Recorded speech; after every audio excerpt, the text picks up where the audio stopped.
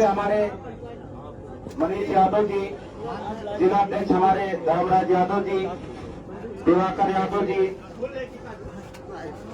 जय सिंह यादव जिला प्रवक्ता जी, रामपाल यादव जो मीडिया का रोल हैंडल कर रहे हैं, पूरा मीडिया का काम देख रहे हैं, अक्षय यादव जी हमारे साथ अपने अमूल्य समय को दे रहे हैं, हमारे जिला पंचायत सदस्य ढूंढराज यादव जी, हमारे बड़े बुजुर्ग। आप सभी लोगों ने अपने इन बच्चों के लिए, अपने इस परिवार के सदस्यों के लिए अपना अमूल्य समय दिया, अपना कीमती समय दिया। मैं आप लोगों का हार्दिक वंदन अभिनंदन करता हूं। साथियों, यादव युवा वाहिनी जो संगठन है वो लगातार समाज के शोषित, दलित, गरीबों के लिए, मजलूमों के लिए, पीड़ितों के लिए लगातार समाज में कार्य कर रहा है, जो जिसके बारे में अभी कुछ ही समय पहले हमारे जो संगठन के पदाधिकारीगण है उन्होंने बताया कि किस तरह से हम समाज के बहुत से लोग समाज में कार्य कर रहे हैं। मैं उनकी निंदा नहीं करता हूं, बहुत से लोग समाज के प्रति सजग हैं, समाज को जगाने का काम कर रहे हैं। मैं उनकी सराहना करता हूं कि मैं भी, मेरा संगठन भी, मेरे लोग भी उसी कड़ी में सम्मिलित हैं और इसी कड़ी में हमारे संगठन के पदाधिकारियों द्वारा जो भी सूचना मिलता है, जो भी यथासंभव मदद होता है, संगठन के पदाधिकारियों से एकत्रित करके, अपने लोगों से सहयोग करके जो समाज में लोग कार्य कर रहे हैं। बहुत से लोग हैं जो चाहते हैं वास्तव में कि हम लोगों की मदद करें, लेकिन एक प्लेटफॉर्म नहीं मिल पाता है। और आज यादव युवा वाहिनी एक ऐसा प्लेटफॉर्म मिला है, एक ऐसा सिस्टम है जो यादव समाज के लोगों को एक साथ, एक बंधन, एक धागे में जोड़ते हुए समाज के लोगों को जागरूक करने का कार्य कर रहा है। अभी हाल ही में इन्होंने बताया, हमारे जिला अध्यक्ष जी ने, अभी हाल ही में आपके जनपद बलरामपुर का ही मामला था। एक बच्ची थी जो कक्षा 10 में पढ़ रही थी, हाई स्कूल की, उसको परीक्षा, उसका एडमिशन होना था। अगर उसका एडमिशन नहीं होता, उस समय उसकी फीस नहीं जमा होती, तो शायद वो बच्ची इस बार परीक्षा से वंचित हो जाती। और एक बच्चे के परीक्षा से वंचित होने से उसका भविष्य खराब हो जाता। साथियों, इसकी सूचना हमारे पदाधिकारियों को मिली। जिसकी सूचना मिलते ही हमारे पदाधिकारियों ने एकत्रित होकर सहयोग करके उस बच्चे का एडमिशन कराया, उसके फीस को जमा करा के उसके शिक्षा को निरंतर करने का काम किया। मैं उन सभी पदाधिकारियों को धन्यवाद देता हूं, उन सभी पदाधिकारियों को धन्यवाद ज्ञापित करता हूं। इसी कड़ी में हमारे श्रावस्ती में एक मामला आया था। हमारी एक बहन थी जो लखनऊ में पीड़ित थी, उसको ब्लड की आवश्यकता थी। किसी के द्वारा संगठन के पदाधिकारियों को सूचना मिली कि हमारे समाज की बहन है, वहाँ कोई उनका मदद करने वाला नहीं था, उनके पति नहीं थे, मात्र 12 या 14 साल का एक बच्चा था जो अपनी माँ को लखनऊ में भर्ती कराया था, लेकिन वहाँ कोई ब्लड देने के लिए तैयार नहीं था। हमारे संगठन के पदाधिकारियों ने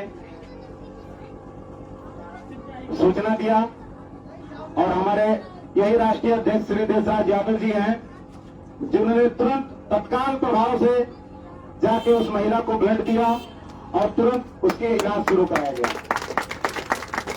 अभी उतरौला में भी एक हमारे अधिवक्ता है, हमारी बहन लगती है, मैं नाम नहीं लेना चाहता हूं, अधिवक्ता है, उनके पति जी का एक्सीडेंट हो गया, रोड एक्सीडेंट हो गया और पैर फ्रैक्चर हो गया। लखनऊ में हाई कोर्ट में वो अधिवक्ता है।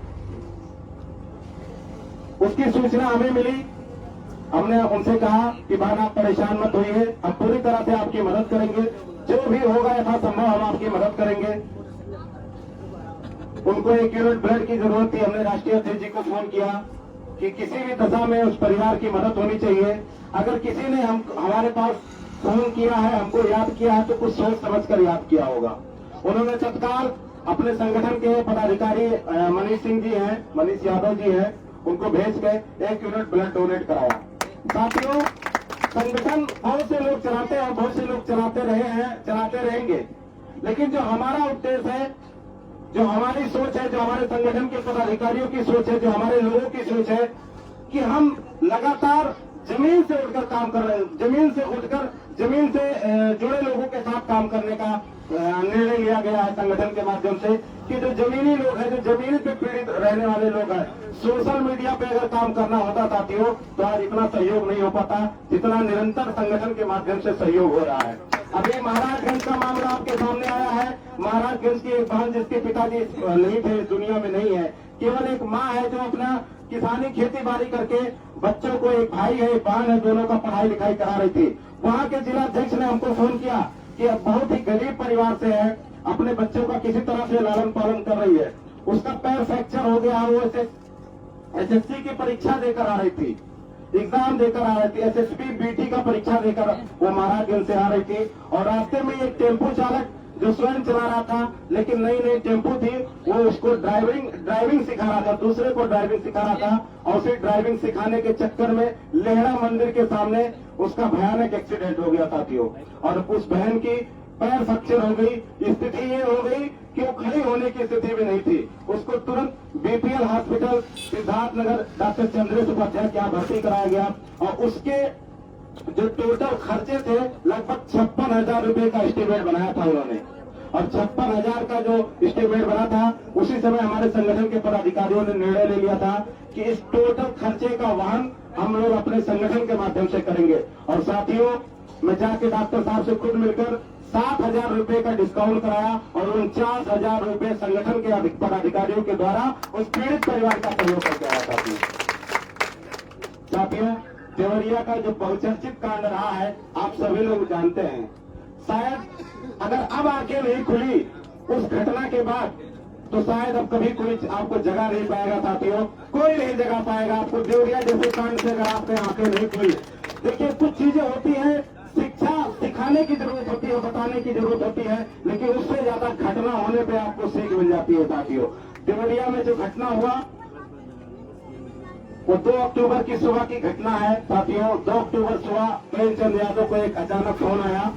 मैं उस घटना के बारे में आपको थोड़ा सा मैं बताना चाहता हूँ कि मैं उसके ठीक तीसरे दिन में वहाँ पहुँच गया था। खबर सुनते ही मैं तीसरे दिन वहाँ देवरिया पहुँच गया था। 2 अक्टूबर सुबह के 6 बज रहे थे, बूंदाबांदी हो रही थी। प्रेमचंद यादव के मोबाइल पे फोन बजा। किसी ने कहा कि आपके खेत में जो दूसरे पुरवा में आपका खेत है, जो आपने सत्य प्रकाश दुबे के भाई से लिया है, उस खेत में जो पेड़ लगा हुआ है वो पेड़ गिर गया है, उसको आके आप देख लीजिए। धोखे से उसको बुलाया गया साथियों, हमारे भाई को धोखे से वहां बुलाया गया। प्रेमचंद यादव अपनी स्प्लेंडर मोटरसाइकिल लेकर दूसरे पुरवा पे पहुंचते हैं और पहुंचने के बाद देखते हैं कि पेड़ यथावत वैसे है जैसे था। उसके बाद उतर के वो खेत में जाते हैं और खेत से पेड़ को देखकर फिर पुनः देते हुए मोटरसाइकिल पे अपने स्प्लेंडर मोटरसाइकिल को भेजते हैं। पीछे से किसी ने धारदार हथियार से उनको वार कर दिया साथियों, और मिलकर उनको धारदार